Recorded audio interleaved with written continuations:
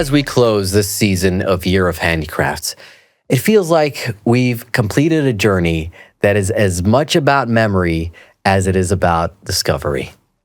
Over the past 11 episodes, we've stepped into the heart of Saudi heritage, from the weaving mats of palm fronds to the carved stones of historic buildings, from delicate silver jewelry to vibrant Asiri wall paintings.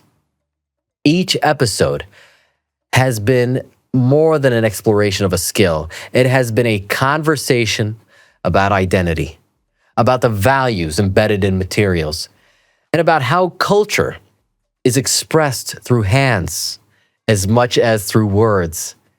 This season has reminded us that handicrafts are not just objects for use or decoration. They are vessels of memory, carrying the stories of families, of communities, and entire regions. The finale is not just a look back, but also a celebration of what handicrafts mean today. When we began this journey, our goal was to illuminate traditions that might otherwise feel distant or forgotten. Yet what we found was that these crafts are very much alive, pulsing with creativity and pride.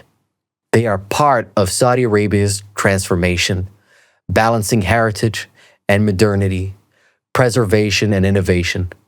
And on this episode, we bring together everything we've learned to honor both the artisans of the past and those of the future. In one of our episodes, we explored palm weaving, and what a foundation it was to begin with. Palm fronds were never just leaves. They were the building blocks of survival. With them, families created baskets, mats, and even roofing material. Palm weaving became a communal practice, often led by women, where skills were passed down over generations. And in that episode, we saw how something as ordinary as a palm frond could become extraordinary when shaped by skilled hands. Palm weaving also showed us how handicrafts are closely tied to sustainability. Using what the land provided, people found ways to turn abundance into utility without waste. Today, the craft is being reimagined into decorative and contemporary products, proving that heritage has a place in modern homes. And looking back, this episode set the tone for the season, reminding us that handicrafts always begin with nature, and that every thread of culture begins in the soil, water, and hands that nurture it. Next, we stepped into the world of leatherwork, a craft defined by strength, versatility, and endurance. Leather was shaped into shoes, into bags, saddles, containers, items that supported daily life in desert conditions. And our episode highlighted the skill of tanning and stitching, showing how artisans transformed raw hides into products that could last for decades. It was craftsmanship born out of necessity, but it quickly became a form of artistry as well. Today, leather continues to evolve. Saudi designers are blending traditional techniques with contemporary design, creating products that appeal to both heritage markets and global fashion trends. The story of leather reminded us of an important lesson. Handicrafts do not fade away simply because times change. Instead, they adapt. They carry their essence into new forms, allowing tradition to walk confidently into the future. From leather, we turn to wood, particularly the artistry of Najdi doors. These were never just entryways. They were symbols of identity and pride. Carved with geometric patterns, inscriptions, and sometimes painted with vibrant colors, they told visitors something about the family and culture within. And in our episode, we explored how each detail on these doors held symbolic meaning, blending spirituality with beauty. Today, woodwork continues to be an essential part of heritage restoration projects.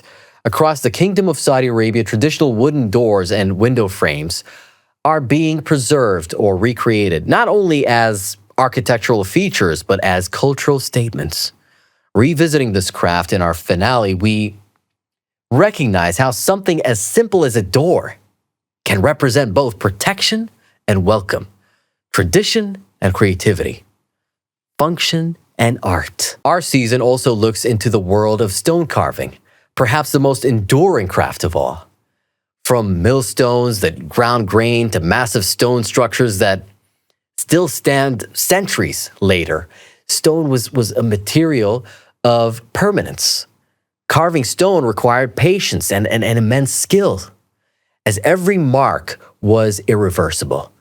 And the episode highlighted how artisans didn't just shape stone, but shape communities, building walls, homes, and villages that still stand as silent storytellers of the past. Stone's relevance continues today. In heritage conservation, efforts to preserve historic stone villages remind us that handicrafts are not only about small objects, but also about environments and spaces. And this craft demonstrated endurance in every sense, not only of the material, but of the culture that it holds.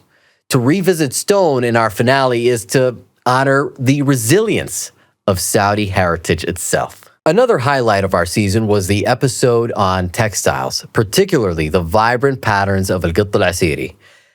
This art form, recognized by UNESCO, is a women-led tradition that transforms household walls into canvases of color and geometry. Each line and shape carried cultural meaning, turning simple interiors into celebrations of identity. And it was proof that handicrafts are not always separate from daily life. They live inside of us. Today, al-Qitt al-Asiri continues to inspire modern designs appearing in fashion and international exhibitions. More importantly, it reminds us that handicrafts are not just manual skills, they are voices.